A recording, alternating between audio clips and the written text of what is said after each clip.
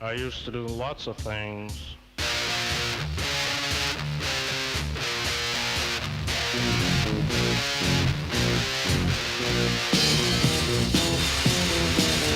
used to do things and I'd say things and Jesus, I was evil.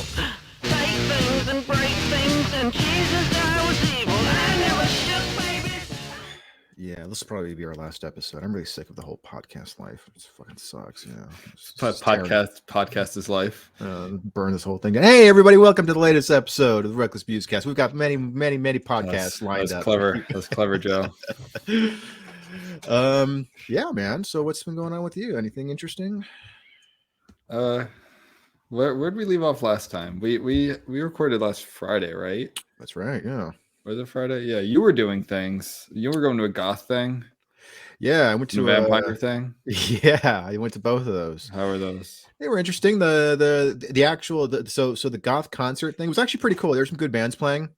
They did this one thing though, where this one Instagram influencer, like this goth chick, she started reading The Mask of the Red Death by Edgar Allan Poe. Yeah, which is cool. Like I love Edgar Allan Poe, and I love the idea of it, but this was not the right venue because it was like it was not the right crowd because like the stage is like right. It's kind of a small venue, so the stage is right next to the door, so people are coming in, and like there's a decent amount of people who are actually listening, but it's like people just kept walking in front of her, and then she's trying to like set this mood and atmosphere. Yeah, so sort of like this is like a punk metal concert. Yeah, like just so like in between some punk songs, someone just started reading 19th century like horror fiction. Yeah. So I like the idea of it, but this is not the right time for that. But it was pretty cool overall. And then the vampire thing, it was mostly just like a nightclub thing with people dressed up in black. It wasn't. I was hoping for something creepier. I was hoping for like people doing weird shit, but it was. I thought they weren't actually like sucking blood. Well, it's allowed.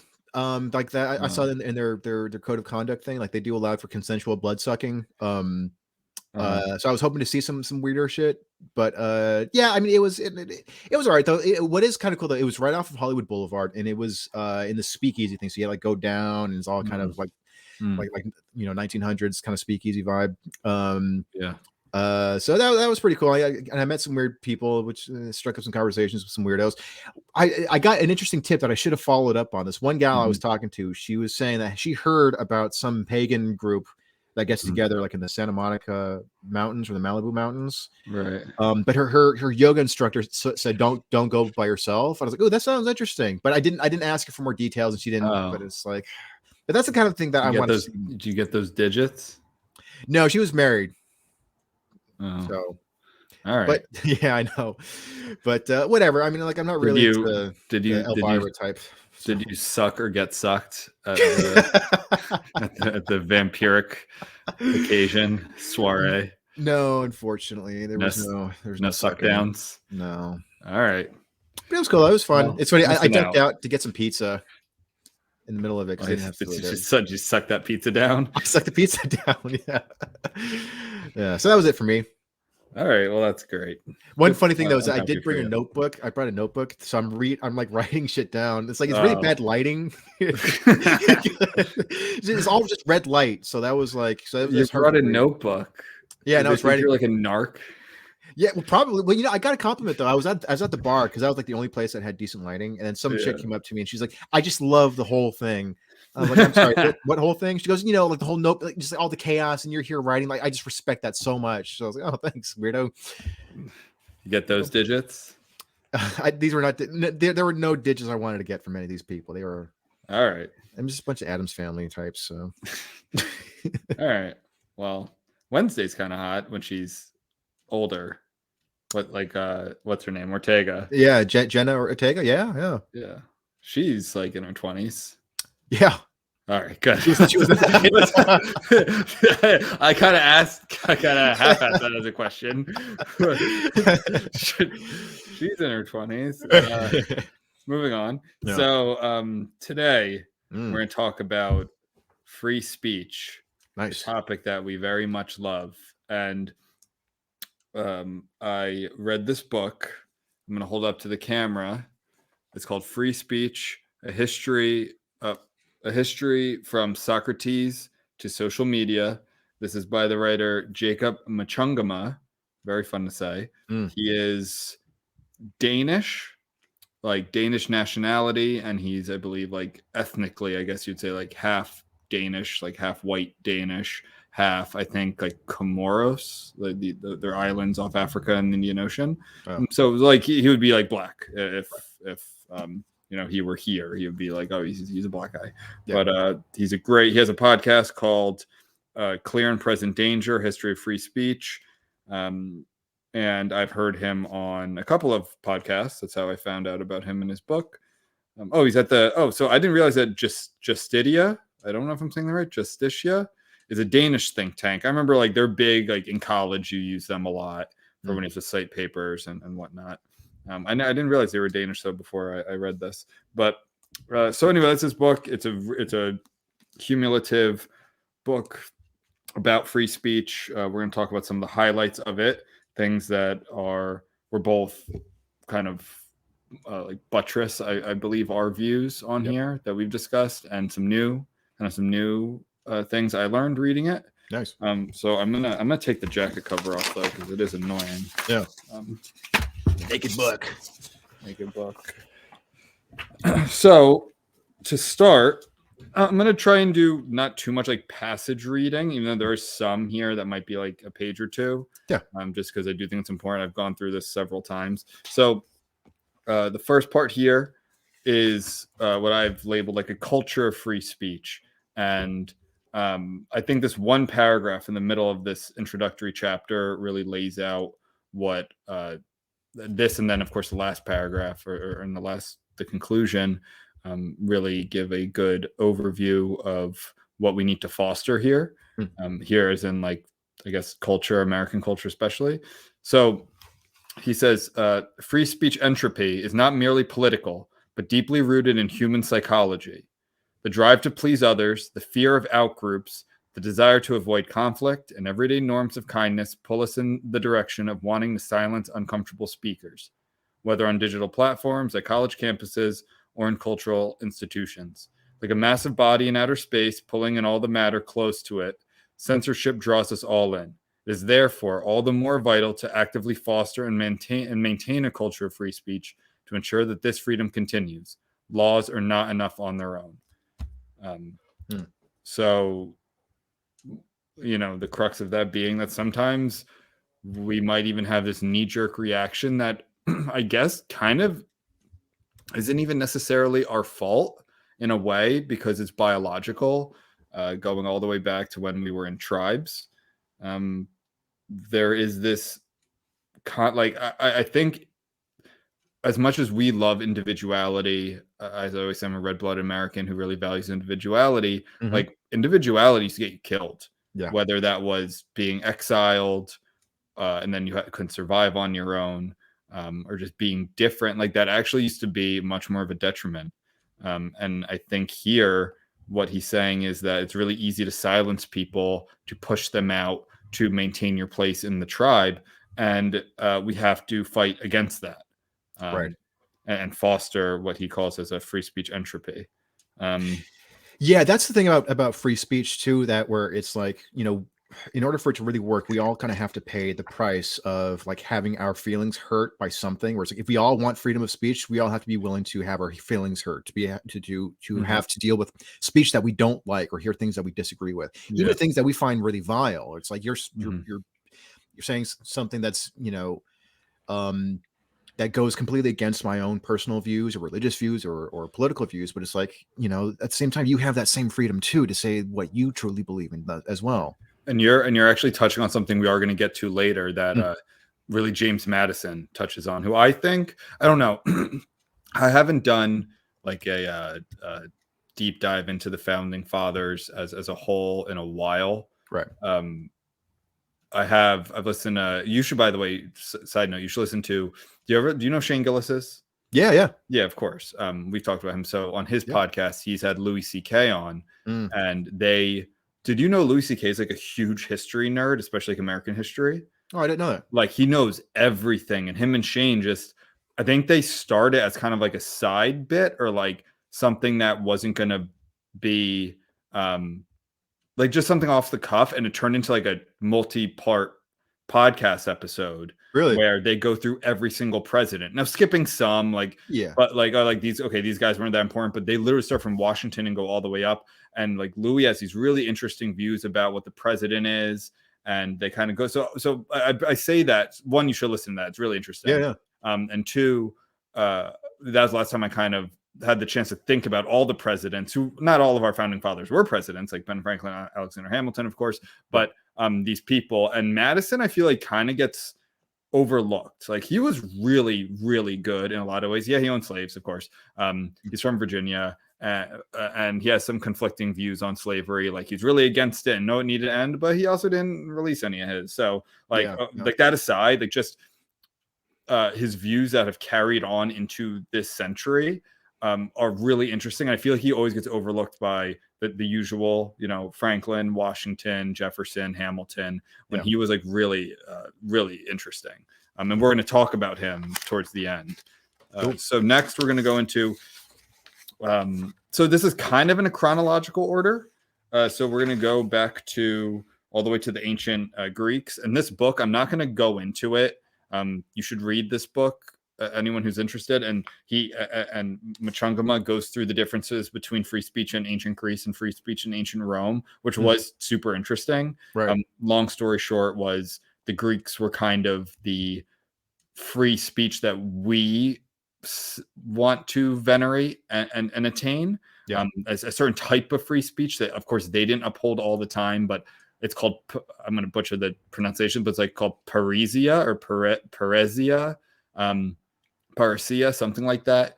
And that was a lot different than the free speech of ancient Rome. But anyway, so here they're talking about free speech and censorship. And as far back, and you're going to see some recurring themes here that we even deal with today. But so we're in ancient Athens. So outside of politics, the rich theatrical history, so art, right? The rich theatrical history of ancient Athens shows just how bold the Athenians were when it came to criticizing their own institutions, culture, and elite, which to me is like kind of the most important part of free speech is where's it directed? Like, yeah, if you're saying how great the king is, how great this institution is, well, yeah, it probably won't be a problem. It's when you're criticizing these positions of power. So there are some restrictions and restraints on what and who could be satirized or abused, but neither the gods nor eminent citizens were spared in the old comedies. Aristophanes certainly pulled no punches. He mercilessly trolled Socrates, who was portrayed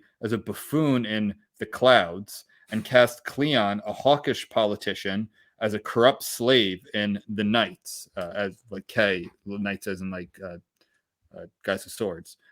Even gods like Dionysus, who is made to look a fool in the first half of The Frogs, were fair game.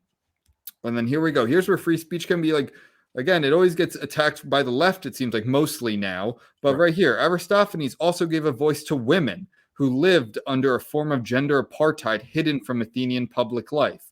In the comedy Lysistrata, women on both sides of the Great Peloponnesian War affect political change by denying their husband's sex until they end the war between Athens and Sparta. I want to side note here and say that reminded me of a few years ago, but within the last 10 years, maybe 5-10 years ago, New Mexico State football, like New Mexico State University football team was really, really bad. And I think their coach or it was like the girls at the campus were going to not sleep with the football players until they started winning. So like this shit just like shit repeats itself. That's kind of, that's kind of the opposite. It's like fight harder, but still using that as motivation. So anyway, in fact, the artistic freedom that allowed Aristophanes to pen Lysistrata in the 5th century BCE surpassed that enjoyed by Americans and Greeks in parts of the 19th and 20th centuries. From 1873 until 1930, the United States prohibited the import and distribution of Lysistrata under the anti-obscenity Comstock laws, and the play was banned during the Greek military dictatorship that lasted from 1967 to 1974. So how insane is that? That something written in the 5th century BCE in the same country. Like, it's not like this written in the 5th century BCE was then banned in Saudi Arabia in 1964. In Greece, this is their heritage. It was banned. That is so insane to me. Yeah. So real quick, I want to get to that point real quick about where you direct freedom of speech. Jordan Peterson has made this claim before about how, you know, the left historically used to be very good about fighting for free speech. And he goes, because, you know, it's the great thing about free speech is that everybody has it. So, and is that, you know, even people who are not in positions of power have access to it. If you're in a position of power, you can buy the platform. So you don't need to be protected. But it's like, you know, you can be a complete poor person, a nobody. You can be someone who's actually, you know, being oppressed, and you can still say, hey, this system is fucked up, and you can actually get up and say that publicly, and you can get other people who are in your position to say that, and you can actually start. So it's like, you know, it's crazy to that the left now, at least, is so much against free speech when they don't realize like how much of a strong tool it's been for the left. Well, and I think part of that is because it's not to say that the left isn't in power. Like, they've actually held immense amounts of power in places like the Soviet Union and communist China. Right. What kind of leftism? You know, you can always carve things up. That's like authoritarian leftism, and we're going to get to both the Soviet Union, Russian Revolution, and the more contemporary China, especially during COVID. But I think what's happened, if we're talking about the left in the United States, there's the illusion of power with the Democrats, who I would argue are not really leftists in terms of like classic leftism, which I associate a lot more with in many ways, not always, but in many ways.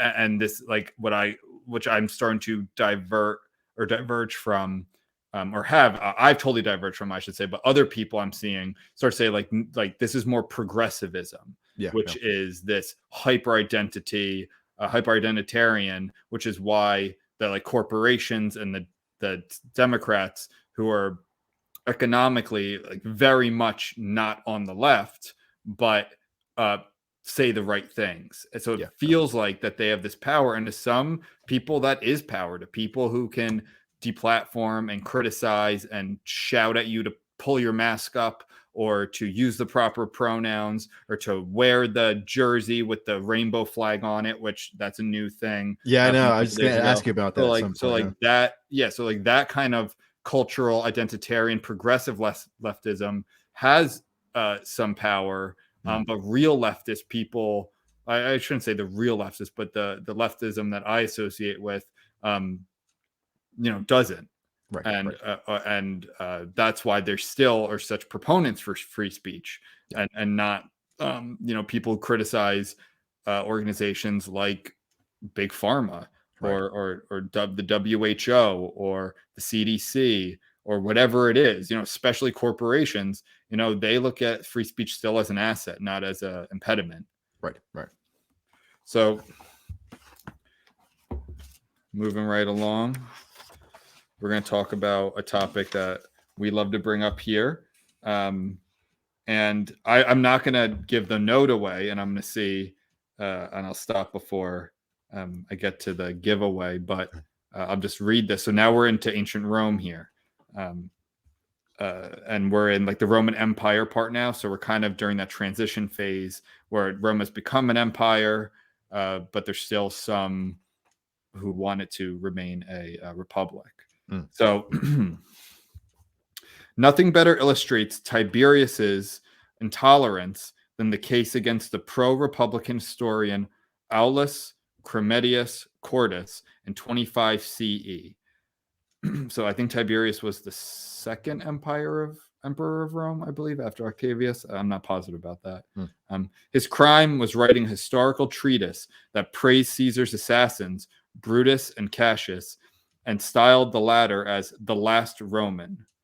Charges of literary treason had never before been brought against a historical work. It was, in the words of Tacitus, a new charge for the first time heard. In Tacitus's dramatized version of the trial, Cordus defended himself, arguing, "The charge conscript fathers is for my words only. So irreproachable is my conduct. After his speech, he left the Senate and starved himself to death. The senators ordered his books burned, though copies were hidden and spread clandestinely. Tacitus praised Cordus as a martyr of free speech. Laughable indeed are the delusions of those who fancy that by the exercise of their ephemeral power, posterity can be defrauded of information. On the contrary, through persecution, the reputation of the persecuted talents grows stronger. So I'm going to stop there before. What does this sound like in like modern and like contemporary cancel culture? Well, yeah, of course, but this last part, the persecuted talents grow stronger. So I'll continue. The phenomenon Tacitus articulated would, millennia later, became known as the Streisand effect. After the American entertainer Barbra Streisand sued a website to remove photos of her home, only to draw massive online attention to the photos. So a couple things there. One, I love that this quote, the charge, conscript fathers, is for my words only, so irreproachable is my conduct. It's like that we discuss that all the time, how conduct really should be the locus of ire and like criticism, and right. Whether something's criminal or not your words. And then of course here, like we're going back to 25 CE, and there's this example of the Streisand effect, which it is funny that it took. I mean, maybe there was a word for it before then, but like that happened when, like the 2000s, 2010s. Yeah. That she sued that.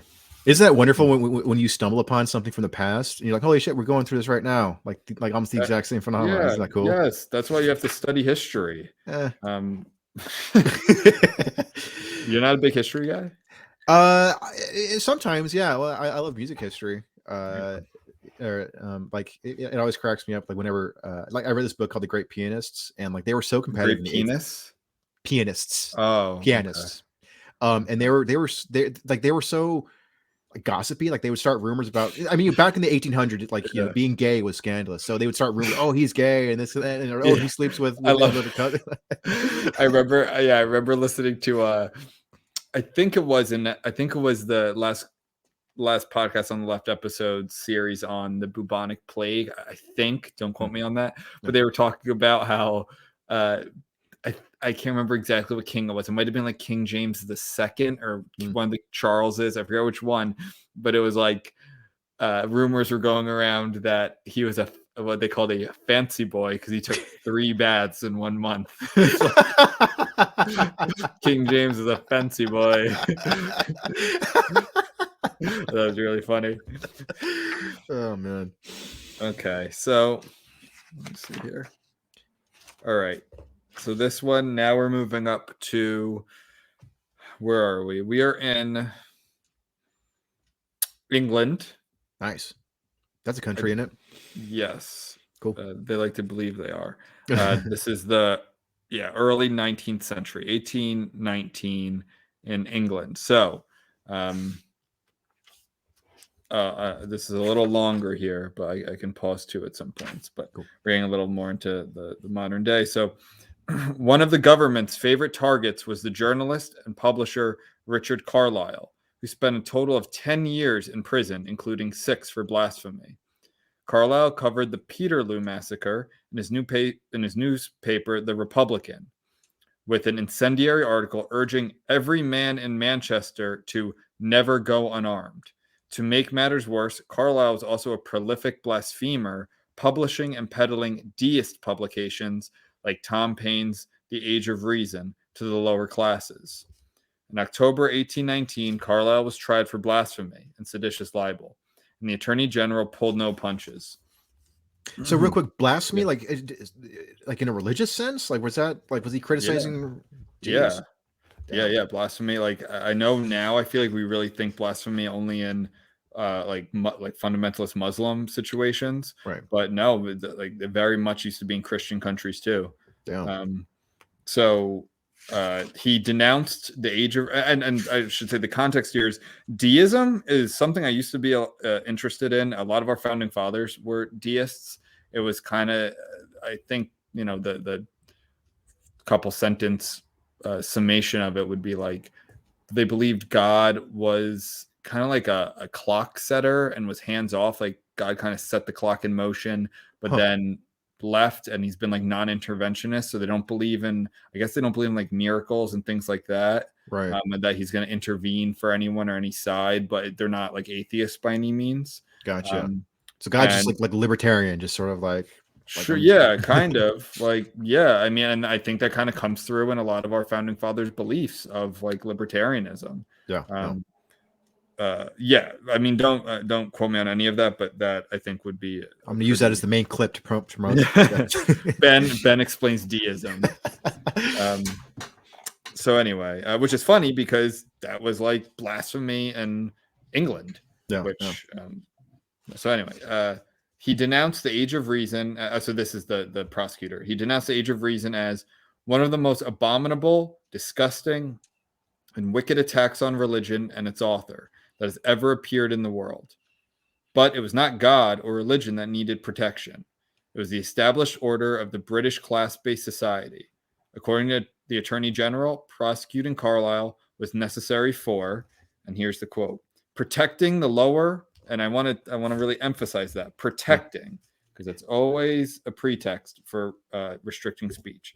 Protecting the lower and illiterate classes from having their faith sapped and their minds divested from those principles of morality, which are so powerfully inculcated by the Christian religion. When such terrible productions are put into the hands of those who, unlike the rich, the informed, and the powerful, are unable to draw distinctions between ingenious, though mischievous arguments and divine truth, the consequences are too frightful to be contemplated. Holy shit. That is the most like elitist like take on free speech. Basically, it's saying we know better than you. We need to protect you people. And this is like the Democratic Party right take on free speech, like in a nutshell. It's like, we know better than you. Listen to us, listen to our institutions.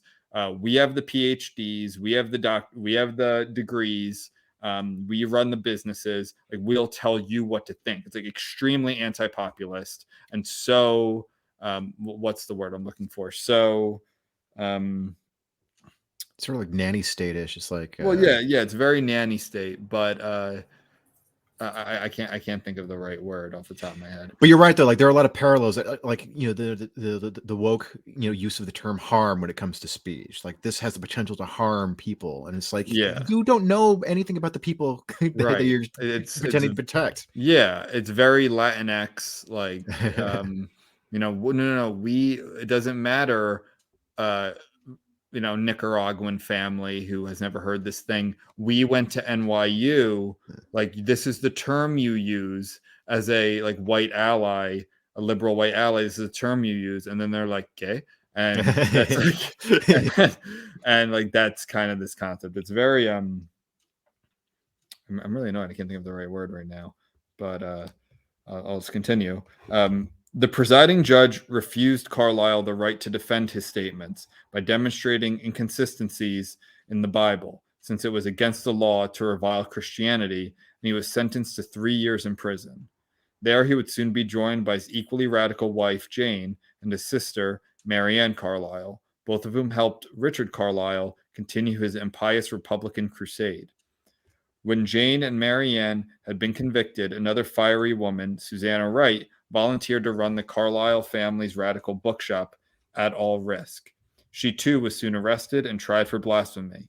Insisting on defending herself, she had to request a break to breastfeed her infant child in the middle of one of the trials.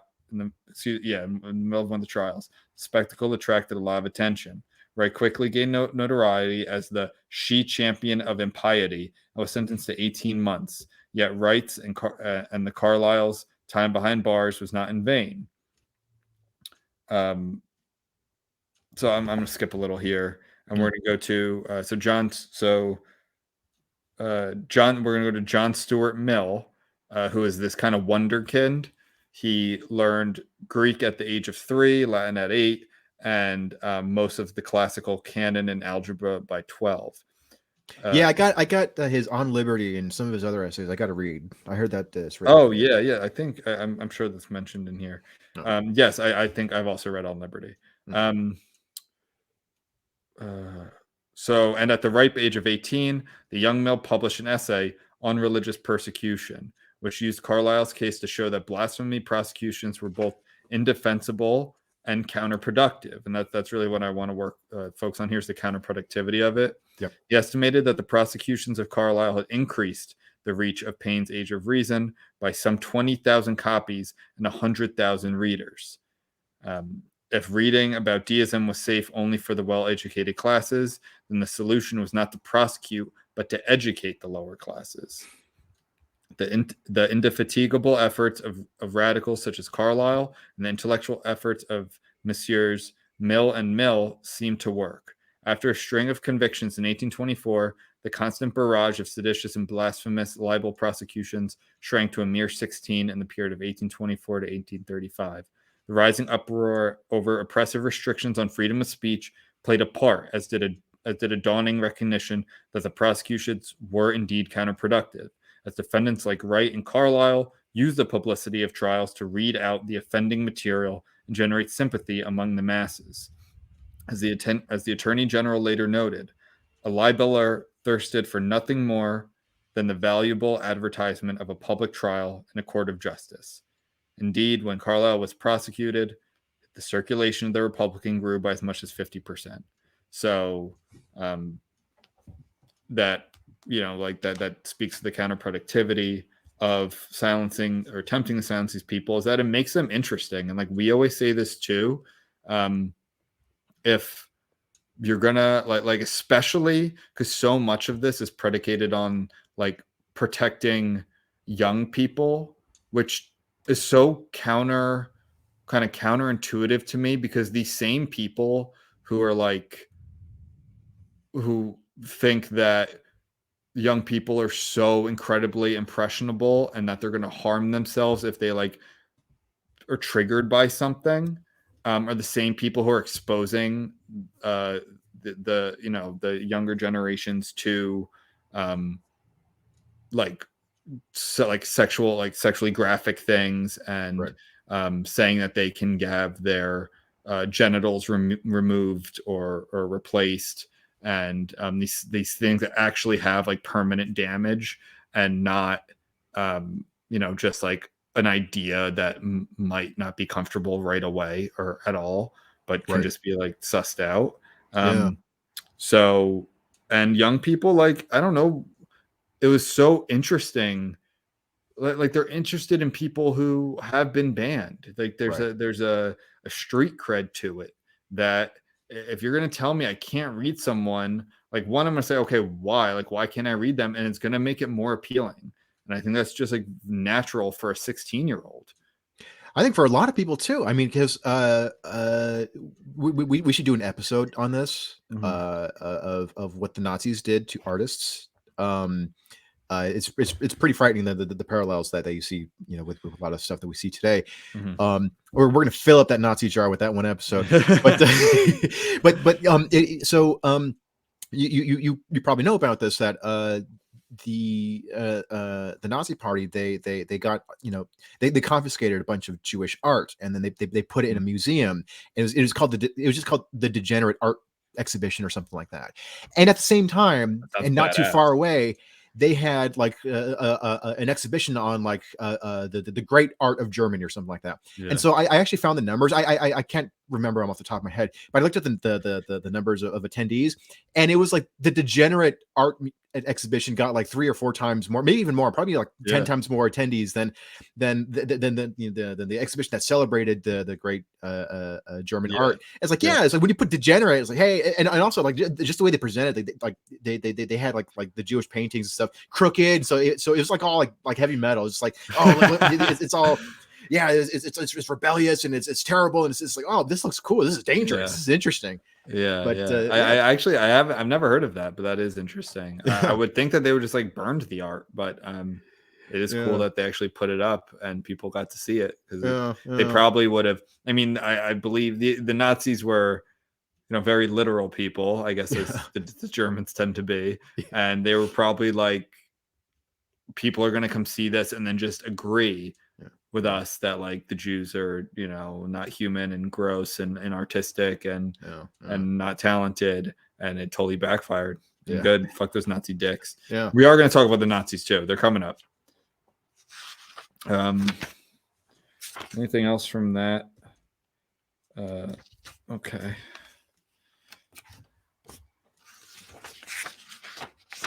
So here, this is one thing I wanted to bring up just because this gets thrown around all of the time. Like, I'm sure if you went on Twitter right now and you word searched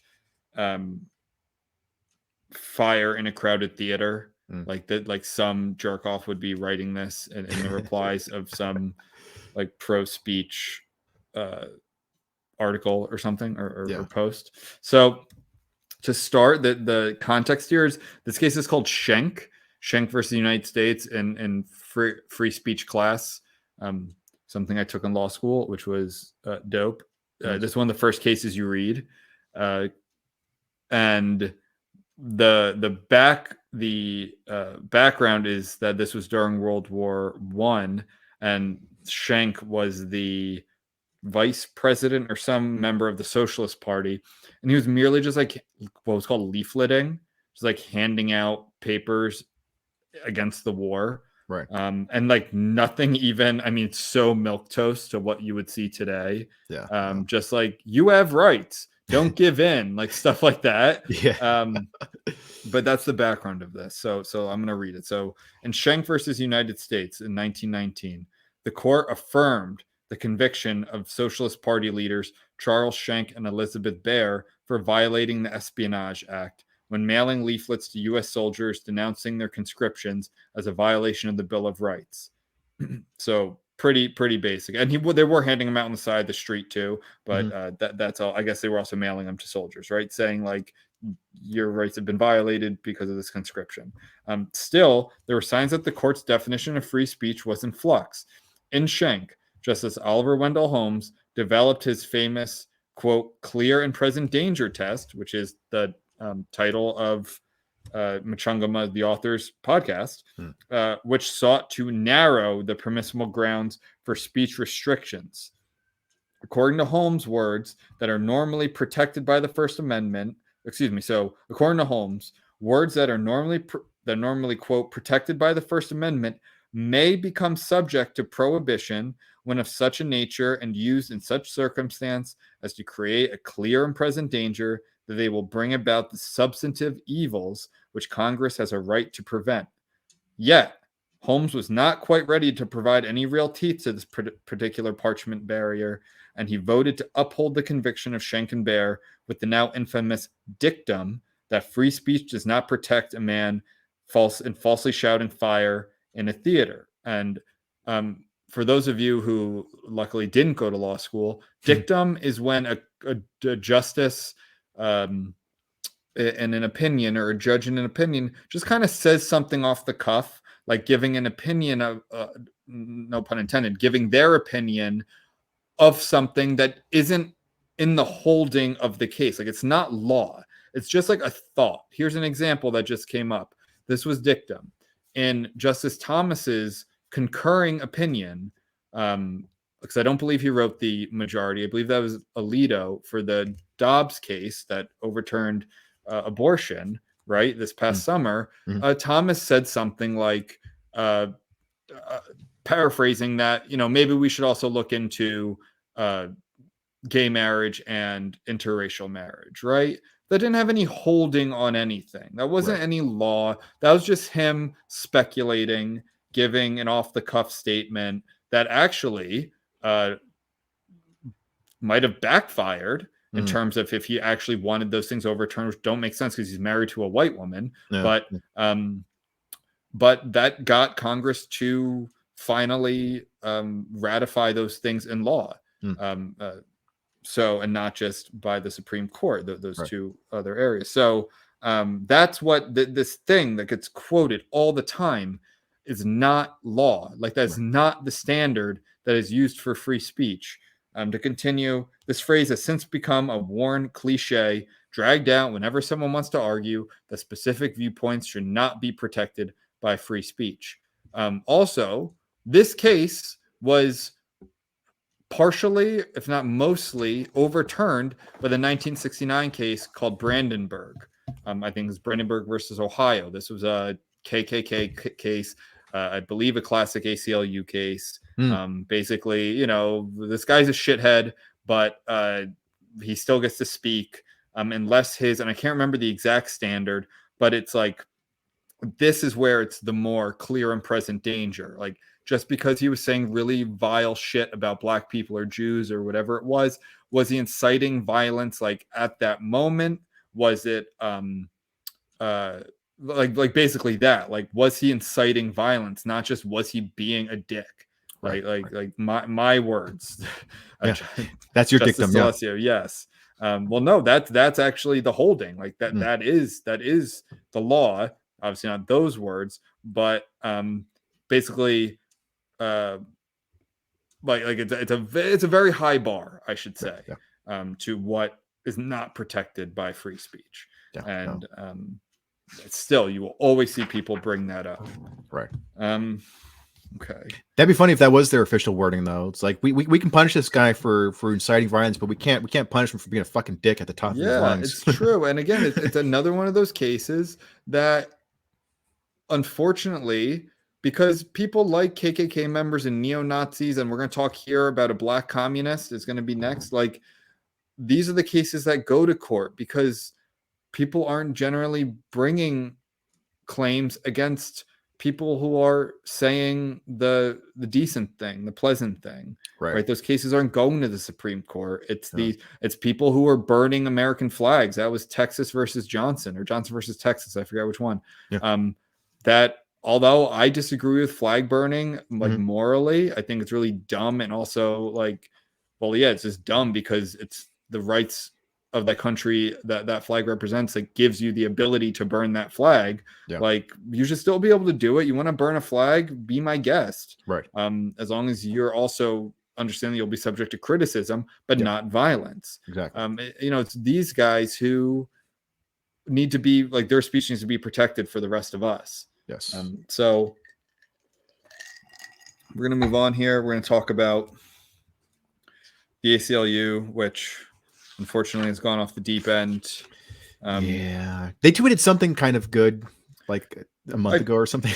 And they do, and maybe they've gotten a little bit better. I've also heard this, that actually the ACLU sorry, my cat's on my footrest. I didn't see you there, buddy. The ACLU chapters, like the California chapter, I mean, I'm sure there's more than one in California, but like the New Jersey chapter, they're actually still pretty good. It's the national brand of the ACLU. It's the people who are tweeting, the people who are being interviewed. It's like, they're the ones who are awful. But if you actually look at the work, the last time I saw them do work in New Jersey, they were actually defending a guy who had a bunch of fuck Biden flags flying outside his house, and neighbors complained, and they actually defended him. And because I guess the HOA or the town or whatever it was made him take them down, and he filed a civil rights claim, and they did defend him. So like, I don't know how often that's happening. I know after the Charlottesville issue, like that incident,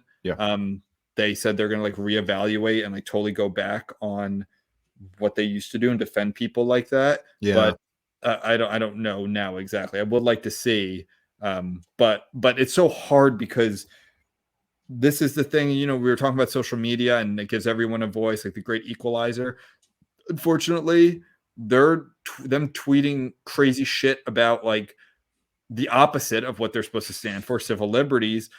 Like, it doesn't matter if that's a small portion of what their lawyers and staff actually think, like, or even the cases they're handling, that's your voice. That's why people are that's why like celebrities lost so much mystique.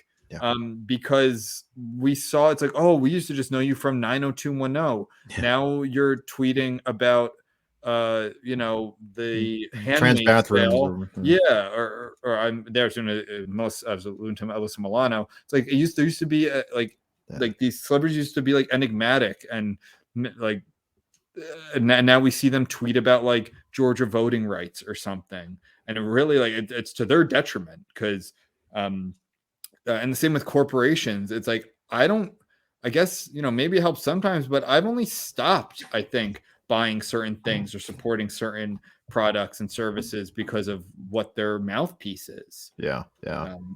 And you got Brie Larson starting a YouTube channel that features inclusive content and how to be an anti-racist ally or whatever the fuck. So it's yeah, well then Captain Marvel should be a trans woman of color. Like put your money where your mouth is, right? Brie Larson. I know she's fucking annoying. Like it's annoying when like everything these celebrities do is like everything with her is just like feminism, allyship, like all of that all the time. And it makes me like not want to see her shit. And I used to like I liked her on United States of Tara. That was where I first saw her. You know that show? I don't know but I know that it had what's her face from Hereditary, right? Toni Collette. Right? Toni Collette. She plays a woman with multiple personality disorder. Side note, I don't know if that's even a real thing. I don't know if that's been like debunked. I read a great book about it, like back in college. Yeah, like early college, called Switching Time, about some psychologist who got some woman down from like 17 to 1 personalities. But I don't know. It's very, very interesting. Okay, so next, ACLU. How are we on time? 45 minutes. Okay, we're good. So forced to respond. So this was about something about Nazis. I don't remember exactly, but we're going to push through. The ACLU published the 1934 pamphlet, Shall We Defend the Free Speech of Nazis in America? Again, it's in 1934, so this is like well before World War II. And made a meticulous case for the ACLU's principal stand by highlighting how free speech restrictions had been used to systematically target progressive movements, how hate speech laws were open to abuse, that punishing Nazis for their speech only made martyrs out of monsters, and that abandoning its principles would seriously undermine the ACLU's position when defending the rights of other unpopular groups. Perfectly said. So, as the ACLU worked to convince its members that defending the free speech rights of Nazis and unpopular minorities were two sides of the same coin, it was winning landmark victories. I'm going to skip a little here and go up to just how powerful a weapon this new legal avenue could be for proponents of civil liberties was demonstrated in Herndon v. Lowry from 1937. Angelo Herndon was a Black Communist Party member who was arrested for possessing various communist writings when he went to Atlanta on a recruitment drive in 1932. The state of Georgia pushed for the death penalty. Side note, what the fuck? For writings arguing that Herndon was planning to lead a Red Army into this country and destroy our civilizations. But sorry, like it's so ridiculous. But the jury, quote unquote, only sentenced him to 18 to 20 years for incitement to insurrection. Again, this is pre-Brandenburg. That's the 1969 case. Incriminating writings called for unemployment and emergency relief and equal rights for blacks. Basically equivalent of an armed insurrection, giving black people equal rights. There was no evidence that Herndon was advocating a violent overthrow of the government. Herndon appealed his case numerous times. Given his race, politics, and activism, it seemed certain he would not prevail. But after a Byzantine legal process, a 5-4 majority of the Supreme Court overturned Herndon's conviction in 1937, finding that, quote, to make membership in the party and solicitation of members for that party a criminal offense is an unwarranted invasion of the right of freedom of speech. Moreover, end quote. Moreover, the opinion held that the Georgia law in question amounted to, quote, a dragnet, which may enmesh anyone who agitates for a change of government if a jury can be persuaded they ought to have foreseen his words would have some effect in the future conduct of others. Okay, so some notes there. Are we not seeing the same thing going on right now? Like someone is speaking, someone has writings that, I mean, this one is like so absurd. Like all he was saying was employment and emergency relief and equal rights. But like they're always going to use safetyism. It's always going to be on the pretext of safety. This one is almost comically bad that he was going to lead a Red Army into this country and destroy civilization. But like it's the same concept. is that the words are violence or will lead directly to violence. The last paragraph here. In Herndon, the Supreme Court reined in the bad tendency test and replaced it with a version of Oliver Wendell Holmes' clear and present danger test that protected a broader swath of speech. It also set an important signal that African Americans could rely on their constitutional rights to free expression and association, even when advocating doctrines hostile to the prevailing political order and majoritarian sentiments. So, like, free speech has helped time and again minority groups, both minorities racially, religious, political thought. Like, it has helped people like that significantly more than it's hurt them. Right. That's something. Yeah. I mean, it is kind of getting back to that Jordan Peterson thing where it's like, yeah, you should want more free speech for the oppressed, like they're for the people who fall in between the cracks in society. It's crazy, man. Yeah, we have a few more here. Yeah. Next. So now we're going to I skipped over. So Lenin, there's so many. I mean, again, history repeats itself, but I don't have to. George Orwell wrote Animal Farm about basically the Russian, which was a metaphor allegory? for allegory for the Russian Revolution. But like Lenin did the same thing, using the same laws that quashed his speech and his political speech, but then because those rules were already intact, like using that then to quash dissent on against him and his party. So we're moving to Stalin now. So as Stalin's increasing paranoia spread through the entire censorship system, the Glavlit censors became obsessed with removing ambiguity that might be interpreted as remotely suspicious, and were terrified of the consequences if they let anything illegal slip through, and with good reason. In 1937, the head of Glavlit was arrested and later shot in one of Stalin's great purges. The censors were instructed to pay close attention to so-called typographic errors that could be perceived as a clever way to express dissent. These included such terrible things as hyphens in the words, quote, counter hyphen revolutionary, unquote, and, quote, anti hyphen Bolshevik, unquote. According to a senior Glavlit official, such a hyphenation of words constitutes the gravest political distortion. So, one, I just feel so bad for these guys. Like, they're like combing over words, looking for any like errant hyphen. Yeah, errant hyphen, any sort of term. And I mean, but like at the same time, this is going on now. My note I have up here is people combing through social media posts. And did you quote like something? Yes. That is verboten, right? That's verboten. Or did you retweet something? Did you comment on something that wasn't you didn't use like hard enough words to denounce something? Did you, and again, the best example is, did you put the black box?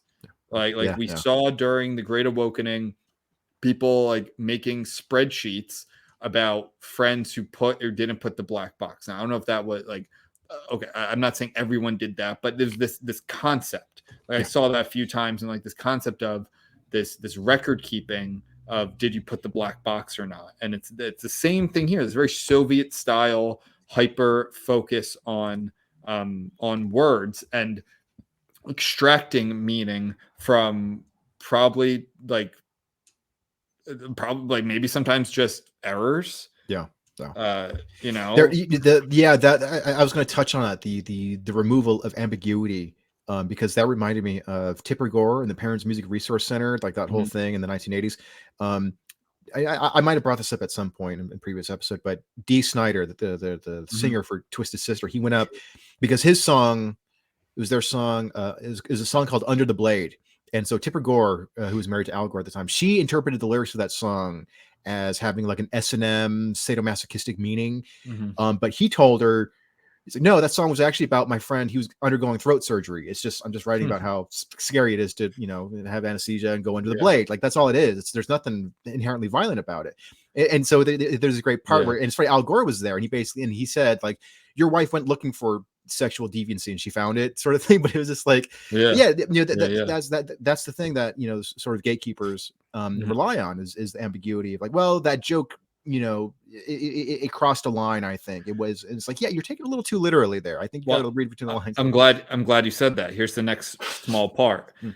Perfect. In addition to, quote, enemies of the people, the gulags were filled with, quote unquote, babblers convicted under Article 5810 for criticizing or telling a joke about the party or Stalin. Not infrequently, such babblers were denounced by neighbors or colleagues. Jeez. So this is like cultural revolution, spy, and I've seen this the most, not so much with jokes necessarily, but with during the COVID regime, like telling on each other, telling on neighbors. And also I think it comes up a lot with when there's a dog pile. I think we saw this especially with Me Too. So that was more like sexual conduct, and everyone, this just happened with, did you know the show, or I guess it was like a YouTube channel, All Gas No Breaks? Yeah. Well, that kid, who I love, I think he was great. His whole thing was just like going to crazy places and putting the mic and like people, like basically giving them the rope and they hang themselves, like just saying crazy shit, whether it was kids on the beach in Michigan during COVID or a Trump rally or Black Lives Matter or a sex conference, a porn conference. And he, I guess, recently got an HBO show, and his story kind of sucks. He basically got screwed, like business wise, bullshit contracts. So all that side, I was glad to see him come back because he was kind of MIA for a year, and I guess rebuilding. And like he gets his HBO show, and there have been like allegations of sexual misconduct, and one of them was literally, it was consensual. I wanted to do it, but after I felt pressured. And it's like, you're ruining this kid's life because you felt guilty after having sex. This guy's life, because you're like, what the fuck? And that's just because he was doing, like, if he wasn't doing well, you wouldn't have said anything. But because now he's in mainstream HBO, like, you're trying to tear him down, and there's such a sickness to that. And that's I think that's similar here. It's like just hearsay and trying to convict someone on that alone. So anyway, babblers. I think that's a good term. We should use babblers. Yeah, I like that. Good. See, history, man. History rules. History is metal. There have been a couple cool things that happened once or twice. Yeah. Okay, this is a longer one, but we're getting to the finish. We're doing. Do you want to keep going? Yeah, let's keep going. Is your mind blown? Yeah, all these facts. Whoa, facts, knowledge. So here we go. We're getting into one of the most fun topics. This Third Reich. All right. Okay, here we go. The Wall Street crash of 1929 hit the vulnerable German economy hard. The unemployment rate soon skyrocketed to more than 30%. An increasing number of Germans longed for a strong man to steer them out of the crisis. The Nazis' share of the vote surged from a paltry 2.6% in the federal election of 1928 to a whopping 37.2% in July 1932. Although they never won the majority, the NSDAP was by far the biggest party in the Reichstag. After much political jockeying and hesitation, President Hindenburg appointed Hitler to chancellor on January 30th, 1933. Hitler had barely been sworn in before he took aim at free speech, enforcing a ban on the communist paper Die Rote Fahne and the social democratic paper Vorwärts. I'm assuming that means forward. Maybe. Then, on February 4th, an emergency decree, everyone say it together, for the protection of the German people, there it is, protection, was passed, giving the police authority to ban political meetings and demonstrations and making it illegal for newspapers to publish quote unquote incorrect news. I mean, honestly, just put misinformation in there, or fake news, or disinformation, or whatever it is. Yeah. As defined by, so again, it's incorrect news as defined by the Nazi Minister of Interior. Goebbels could hardly contain his glee. Now we also have a lever against the press, and bans will pop like crazy. All those Jewish organs, which caused us so much trouble and grief, will disappear all at once from the streets of Berlin. At this point, Hitler's attack on the press was merely an escalation of the draconian press policy that Weimar's democratic politicians had set in motion, and that the mainstream press had backed before they came under assault. So again, Hitler didn't start this. Right. He's using the wheels that were already set up by the Weimar Republic. But like Lenin, Hitler had no intention of relaxing his grip, surprise, surprise, and on February 27th, he was provided with the perfect pretext to remove the remaining constitutional obstacles once and for all when the Reichstag was set on fire by the communist Marinus van der Lubbe. Though historians still debate the Nazis' involvement, the Nazis certainly took advantage of the situation. This is a God-given signal, Hitler raged, practically foaming at the mouth. If this fire, as I believe, turns out to be the handiwork of communists, then there's nothing that shall stop us now crushing out this murderous pest with an iron fist. On the very next day, Hitler pushed Hindenburg to issue 2 emergency decrees as a defensive measure against communist acts of violence endangering the state. They immediately suspended 7 constitutional rights, including habeas corpus, kind of a big one, and the freedoms of expression, press, and assembly, quote unquote, until further notice.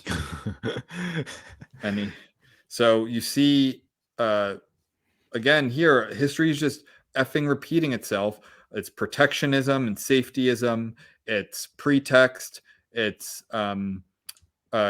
it's taking a disaster, whether that's the Reichstag fire or 9/11 or January 6th, and removing civil liberties and using the machinations that were already set up by the previous administration or previous political establishment to further your political gains, and to continue to restrict freedoms for your own political gains. So within days, the regime arrested 4,000 communists, jamming them into makeshift prisons and rundown factories, bars, and basements. According to the Nazis' reinterpretation of the law of Schutzhaft, or protective custody, protective custody, these political prisoners could be detained indefinitely without a court order. The next targets were social democrats, union officials, and deviants like homosexuals. Hitler's brutal crackdown on the left was widely applauded and contributed to his popularity among many Germans who viewed Marxism as an existential threat to the nation. An editorial in a Bavarian newspaper concluded, "This emergency decree will find no opponent despite the quite draconian measures." Okay. You can imagine what happens next. Uh-huh. So the consequences of the most acute struggle against communism have finally been drawn. On March 20th, Heinrich Himmler announced the opening of Germany's first concentration camp in a former gunpowder factory near Dachau for people, quote, who threatened the security of the state, unquote. Around 100,000 were detained in protective custody during 1933. Most were released within 2 years, but an estimated 600 and probably more died from torture and mistreatment. So here it's just talking about who supported Hitler. Hitler kind of does this. So Wells, this guy, Social Democrat Otto Wells, is criticizing Hitler, understandably, right? But Hitler says, if Wells was so enthusiastic about equal rights and free speech, why hadn't he defended the Nazis when they were in the opposition? So he says, you should have recognized the beneficial power of criticism when we were in the opposition. Back then, our press was verboten, and verboten, and again verboten.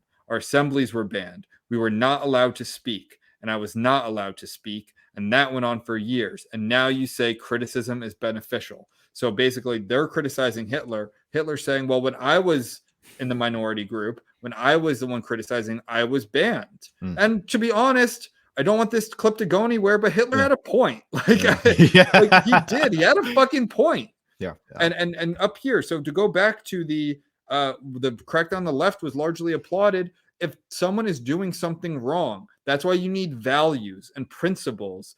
That it shouldn't matter if the crackdown is on the left or the right, no matter what side you fall on. Like, wrong is wrong. Your principles should be your principles, because it's going to come back to bite you.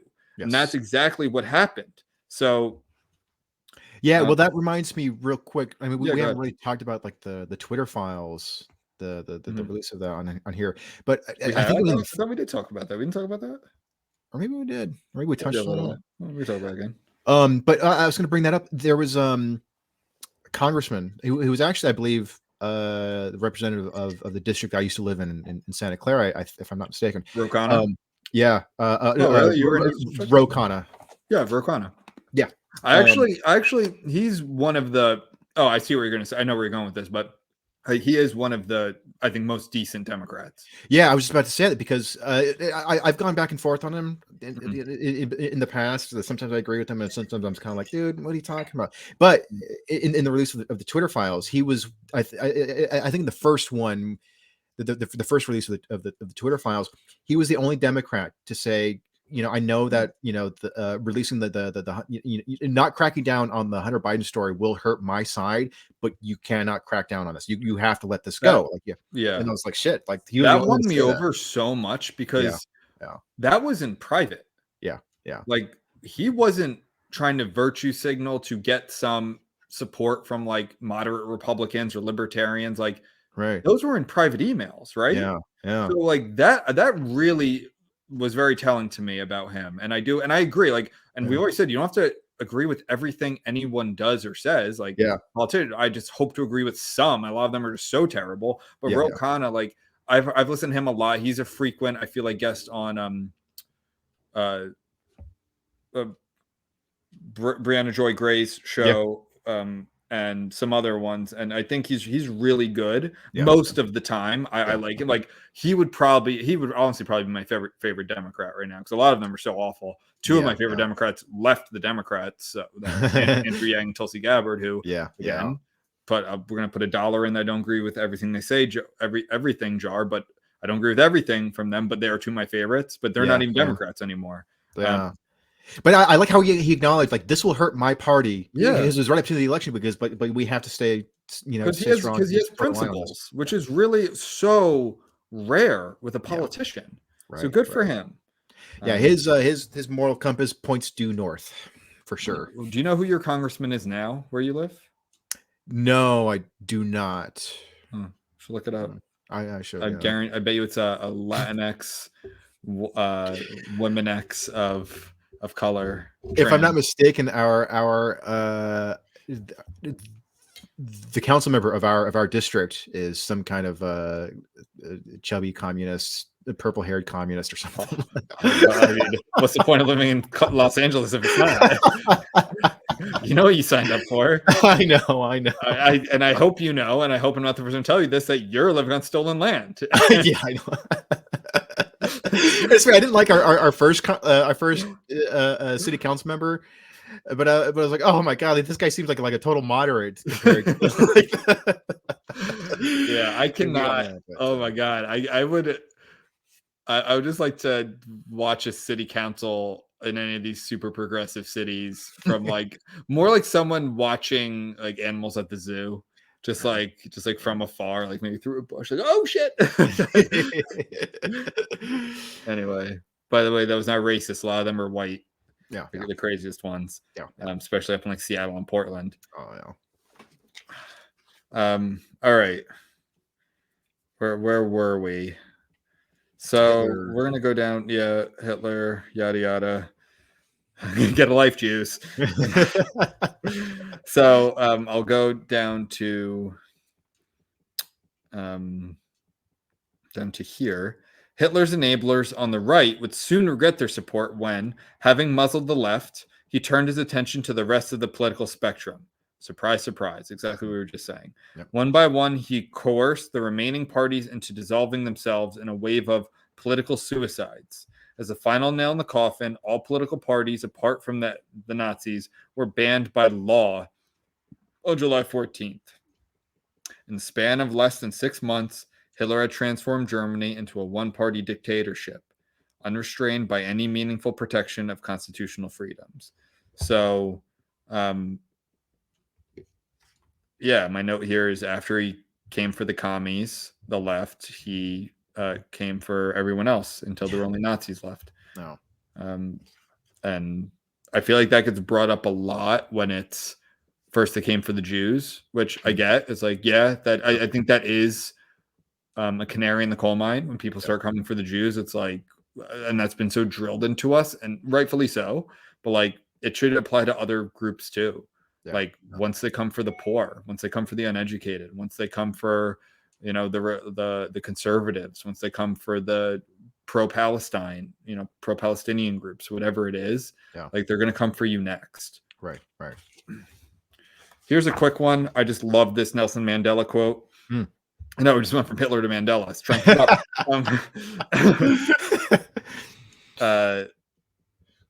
so I love this quote. No single person, no body of opinion, no political or religious doctrine, no political party or government can claim to have a monopoly on truth. For that reason, truth can be arrived at only through the untrammeled contest between and among competing opinions, in which as many viewpoints as possible are given a fair and equal hearing. It has therefore always been our contention that laws, mores, practices, and prejudices that place restraints on freedom of expression are a disservice to society. That's a really good one. That's a really good one. I love that one, and it's actually the exact opposite of a Hitler quote that I have here.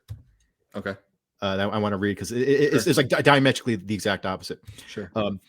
So this is from Hitler. Our present political worldview, current in Germany, is based in general on the idea that creative, culture-creating force must indeed be attributed to the state.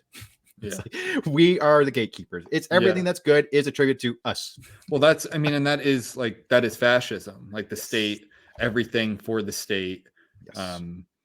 And here I just want to know that like Machungama says there's a golden age of free speech, which was between the 70s and the early 2000s, when democracy and free speech triumphed in the Americas, Sub-Saharan Africa, Eastern Europe, and Asia. I thought that was because Freedom House, the World's Share, a free country surged from, or according to Freedom House, surged from 32% in 1979 to 46% in 2003. In the same period, the percentage of countries with press freedom grew from 25 to 41%. And I think those numbers have started to go down. And that's why it was the golden age. But anyway, and so back to Mandela, though, that would be a good quote if you're like college professor said it, right? Yes. That's just a good quote.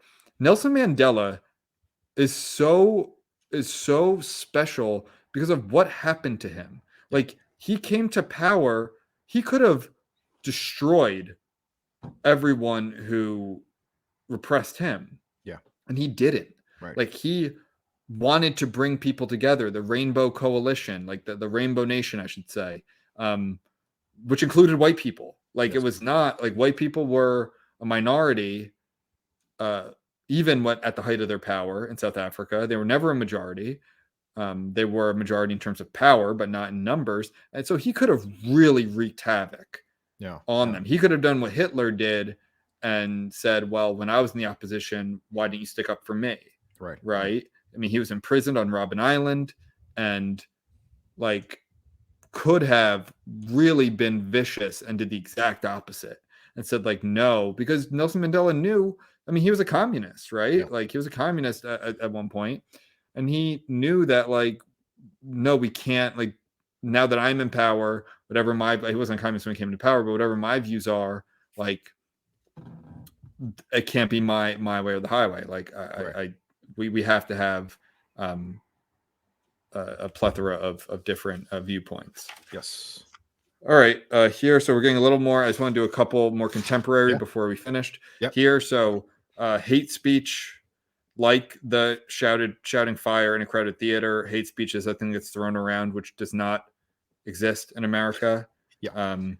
Like hate speech as in a legal precedent. Hate speech for like just labels, fine. Yeah, you could say something is hate speech, but that doesn't exist in terms of like law.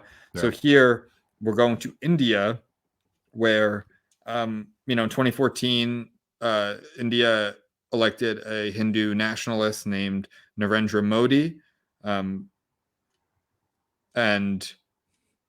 I forgot the Gandhi quote. Wherever that is, Gandhi basically said he was very pro free speech. Obviously he was a peaceful protester, and he called, I forget what they were, but the lungs of liberty. I forget exactly what he was saying, but let's just say like maybe like speech and assembly, or the lungs of liberty. Don't quote me on that. But basically, but that's India, and now here we're in India in the 2010s, and this is the danger of hate speech laws, because they passed hate speech laws, again, with the pretext of safetyism.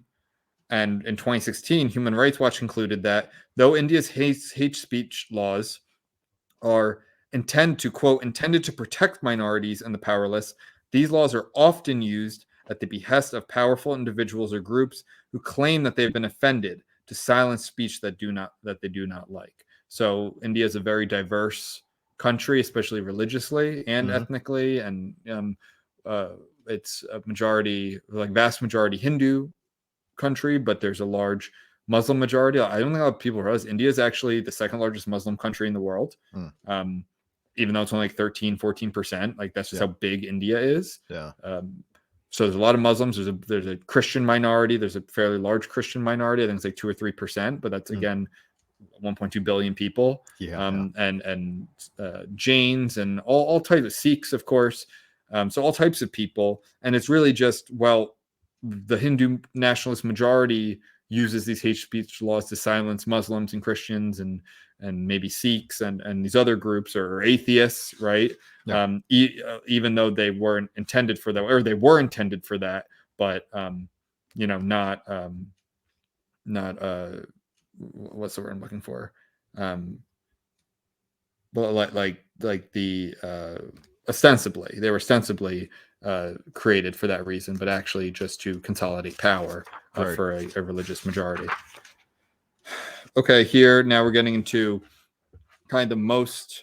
I think this book came out in 2020 or 2021. So here, I think 2021. So here we're at the most contemporary section. So we're in China. So the Chinese Communist Party's handling of COVID-19 pandemic is a dramatic example of the regime's belief in rigid censorship. On December 30th, 2019, the Chinese ophthalmologist Li Wenliang warned a group of doctors about a mysterious SARS-like disease spreading in Wuhan province. On January 3rd, Dr. Li and 7 other doctors were detained by police for, quote unquote, spreading false rumors, i.e. disinformation, misinformation. Jeez. He was threatened with prosecution if he, quote, failed to repent and continue illegal activities.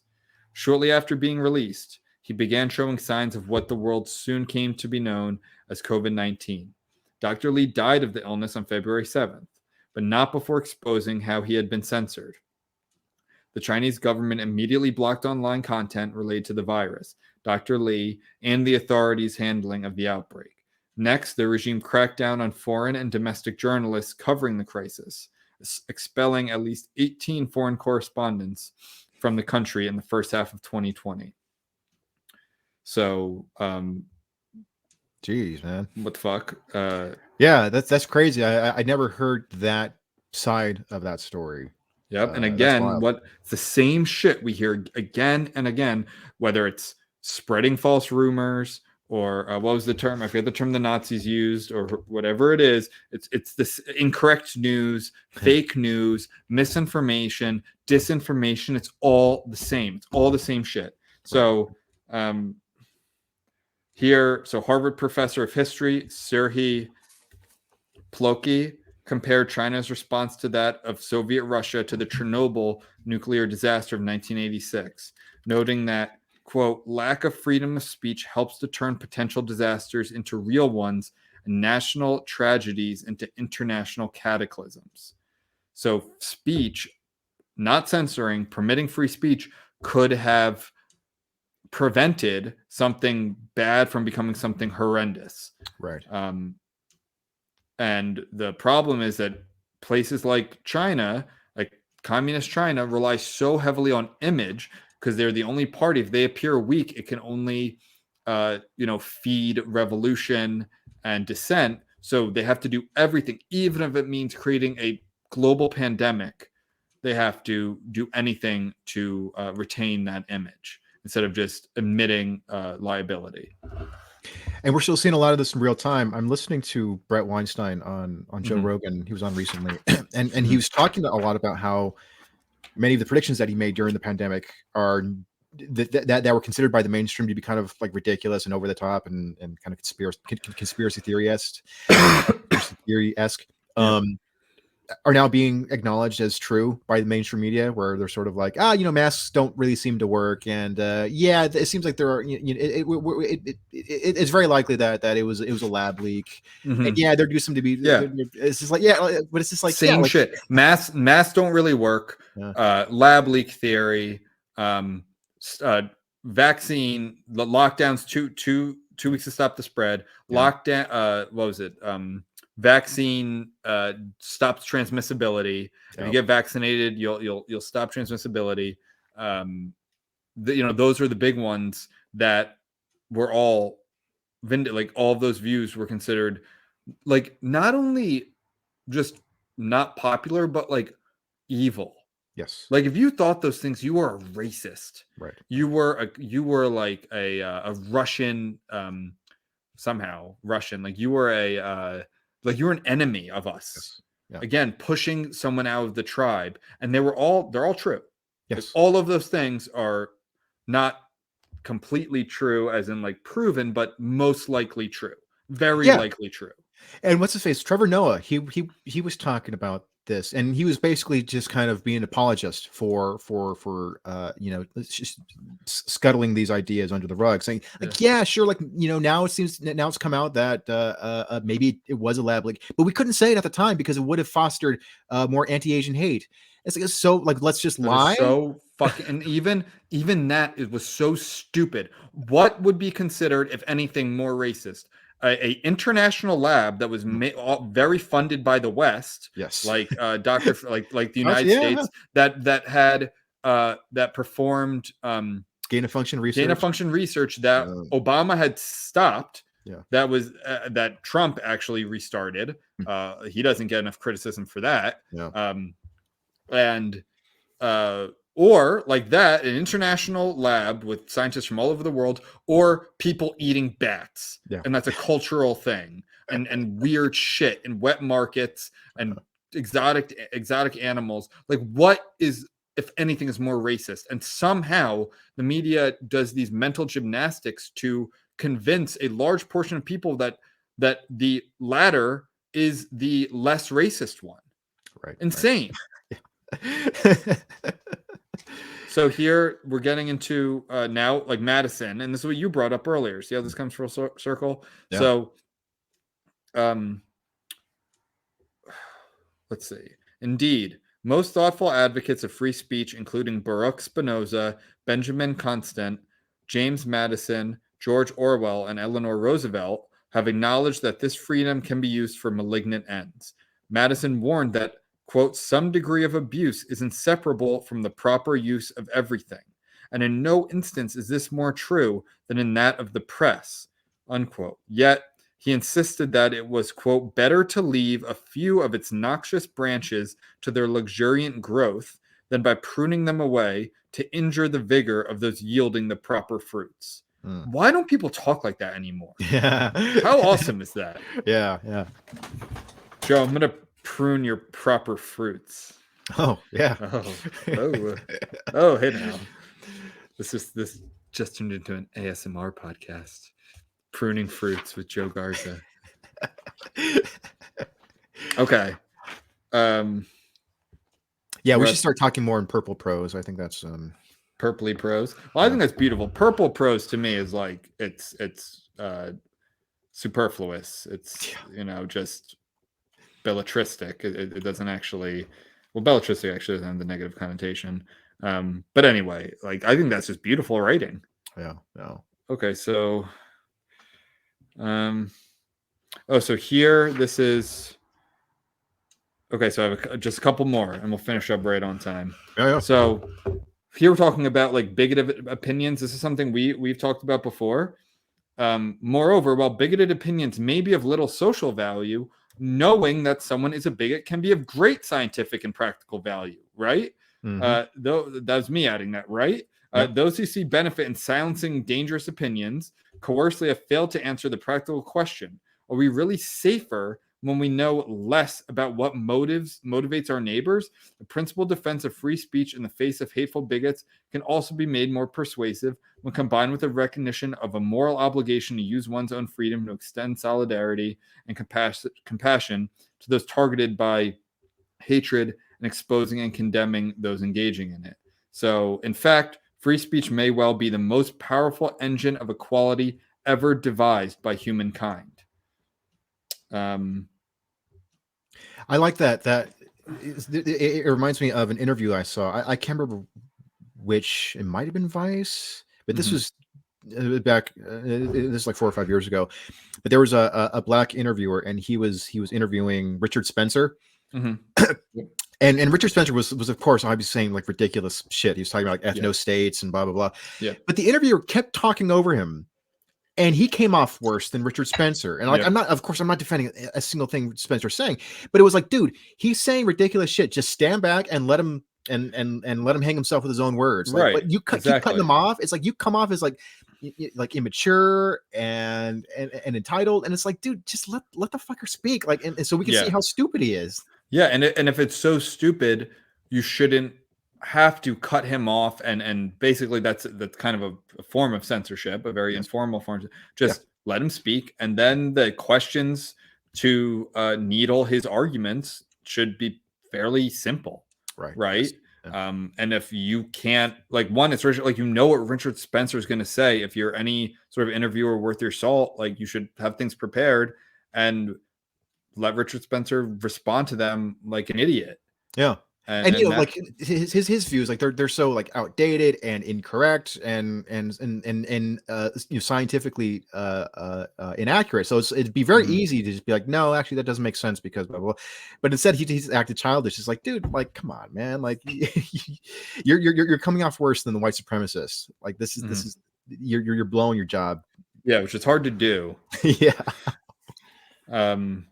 Okay, so there's some stuff here about like how the persecuted also often become persecutors, and that's why you need to have your values. Like Christians was a good example. Christians were once a small persecuted sect, but once they became the state religion of the Roman Empire, the church rulers turned the tables and persecuted both pagans and heretics.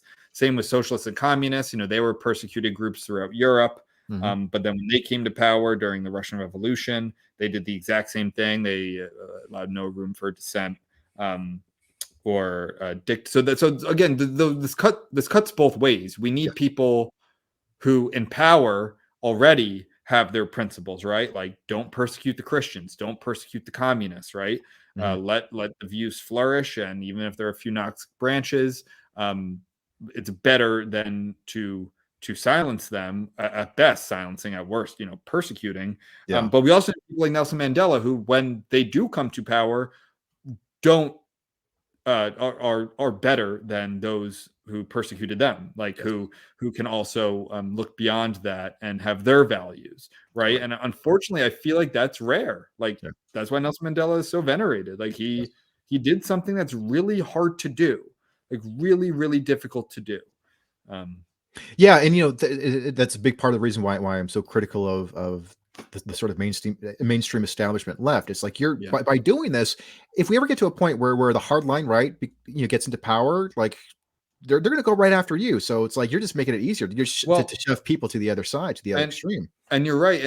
But I would actually even go a step back beyond that and say that, well, actually, that's the left's already the left, because it was the right who did the Patriot Act and who used these, these structures to surveil and to censor. And so it's just going back and forth. Like neither is doing the right thing. And if the right comes to power again in that capacity, like, don't be surprised. Like, I think we already see that. And like Arkansas is going to outlaw the term Latinx. Like, we rip on that term. It's a stupid fucking term, but the government should be outlawing speech. Right, exactly. Like there's doing the dumb shit, and Republicans haven't figured that part out yet either. But anyway, I'm almost done, I swear. 2 more paragraphs. A robust commitment to free speech should be accompanied with a zero tolerance policy. So again, here's like, I should preface this with like, we're always saying what's allowed. Like here are some lines. A zero tolerance policy toward organized threats, intimidation, and violence by groups seeking to establish parallel systems of authority, groups of thugs and armed militias policing the streets to challenge democratic institutions and to enforce vigilante justice against ideological enemies are a clear and present danger to both democracy and free speech. In an American context, this suggests that the real danger to democracy is not extremists exercising their rights under the First Amendment, but rather under the Second. Well said. Again, that was the Great Awakening. Like, they weren't just promoting speech, they were destroying, they were intimidating, they were like creating their own form of justice. Final paragraph here. This is literally the final paragraph of the book. Free speech is still an experiment. No one can guarantee the outcome of providing a free, equal, and instant voice to billions of people, but a careful look at history suggests that the experiment is a noble one. For while free speech may often seem like an abstract and theoretical principle when confronted with concrete and tangible threats and harms, as a principle based on millennia of practical and often bloody experience with the consequences of its denial and suppression. For all its flaws, a world with less free speech will also be less tolerant, democratic, enlightened, innovative, free, and fun. That's a great way to end that. I think this is, I think this should be required reading, or just listen to our podcast. But this is a really, really fantastic book. There's so many notes in here. That was a fraction. That's probably a third of what I actually noted when reading and reviewing it. But like, really great book. I can't recommend it enough. I'll have to add that one to my list. Can you hold it up so the audience can see what? Well, I took the cover. So here's the jacket. Free speech. Free speech.